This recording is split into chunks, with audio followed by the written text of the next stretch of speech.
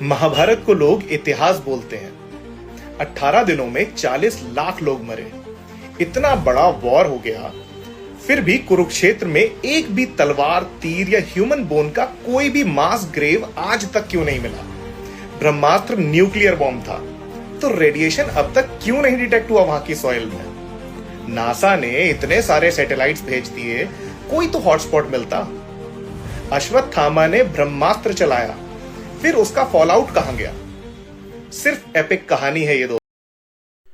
सभी को नमस्ते। तो आपने इनको सुना होगा अभी इन्होंने विषय तो बहुत बड़ा ले लिया है, मुद्दा बहुत बड़ा उठाया है, लेकिन जो तर्क दे रहे हैं तो इस तरह के तर्क तो कोई बेवकूफ़ से बेवकूफ़ व्यक्ति भी नहीं देगा। मूर्ख से मूर्ख व्यक्ति भी इस तरह के तर्कों को देकर ये सिद्ध करने का प्रयास नहीं करेगा कि ये चीज़ हुई ही नहीं थी, महाभारत हुई ही नहीं थी इन तर्कों के आधार पर। चलो इस पर थोड़ा सा चिंतन करते हैं। देखो, ये कह रहे हैं कि महाभारत का इतना बड़ा युद्ध हुआ तो आज के समय पर वहाँ पर कुछ तीर, भाले, धनुष तो कुछ मिलने थे। अभी एक सामान्य सी बात समझें आप। मान लो कारगिल का युद्ध हुआ और वहाँ पर उस क्षेत्र में हम घूमने जाएं जहाँ पर कारगिल का युद्ध हुआ, और वहाँ पर अगर हम देखें कि यहाँ तो बंदूकें नहीं हैं, कुछ हथियार नहीं पड़े हैं, लोगों की लाशें नहीं पड़ी हैं, तो इन चीज़ों को देखकर और कहें कि ये तो युद्ध हुआ ही नहीं था, तो बेवकूफ़ बनने वाली बात हो गई। जैसे पानीपत की लड़ाइयाँ हुई और पानीपत वाले क्षेत्र में हम घूमने जाएं, फिरने जाएं और वहाँ पर देखें यहाँ पर तो कोई भाला, तीर और तलवारें तो पड़ी ही नहीं हैं। तो इन चीज़ों को देख कर आधार बनाकर ये बोलें कि पानीपत की तो लड़ाई हुई ही नहीं थी, तो ये तो मूर्ख बनने वाली बात हो गई।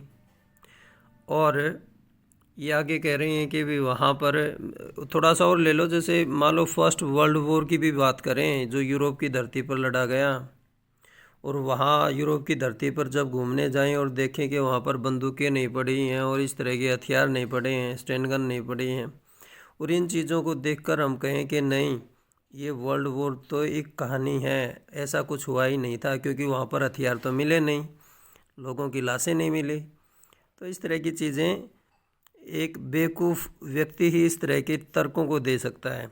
चलो महाभारत पर आते हैं। देखिए, महाभारत में जो युद्ध हुआ तो ऑब्वियस सी बात है, एक साधारण और सिंपल सा आदमी भी समझ सकता है कि जब युद्ध होगा और जो हारता है तो उनके हथियार दूसरा व्यक्ति उठा लेगा। और कह रहे हैं कि वहाँ पर इतने लोग मर गए तो उनकी हड्डियाँ मिलनी चाहिए थी। तो आपने देखा होगा, सभी ने देखा होगा कि वहाँ पर दाह संस्कार भी किए जाते थे। यानी युद्ध में अगर कोई मर जाता है तो उसको बड़े सम्मानित तरीके से दाह संस्कार उसका किया जाता था। और उसमें महाभारत में दिखाया भी जाता है कि हाँ भाई, दाह संस्कार कर रहे हैं सभी का। तो दाह संस्कार कर दिया तो हड्डियाँ कहाँ से मिलेंगी? और मान लो दाह संस्कार हुआ भी नहीं, मान लीजिए दाह संस्कार करते नहीं थे, तो ज़मीन खोद कर गड्ढों में तो दबाते नहीं थे, क्योंकि उस समय तो मुसलमानों का या ईसाइयों का, यहूदियों का जो ज़मीनों के नीचे दबाते हैं, ये तो पैदा भी नहीं हुए थे उस समय, तो उनका नामो निशान भी नहीं था, क्योंकि ये घटना से 5000 साल पहले की है। मान लो वो पड़े रहे तो इतने सारे जंगली जीव जानवर होते हैं, उनको नोच लेंगे, वो उनको खा जाएंगे, कहाँ से हड्डियाँ मिलेंगी वहाँ से?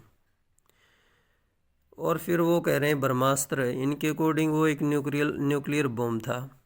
तो इन्होंने ये तो देख लिया, और फिर आगे अगर ये उसको न्यूक्लियर बम समझ रहे हैं तो उसको डीएक्टिवेट भी तो कर दिया था महर्षि व्यास ने, वो नहीं बताया। तो इस तरह की बातें कह के कि वहाँ पर भाले नहीं मिले, धनुष नहीं मिले, तलवारें नहीं मिले और लोगों की हड्डियाँ नहीं मिली, इस वजह से महाभारत का युद्ध नहीं हुआ, तो ये तो एकदम बेवकूफ़ बनने वाली बात है। ये जो चीज़ें इन्होंने रखी, इनको तो तर्क की श्रेणी में भी नहीं रखा जा सकता, क्योंकि तर्क तो वो होता है जो कटता नहीं है।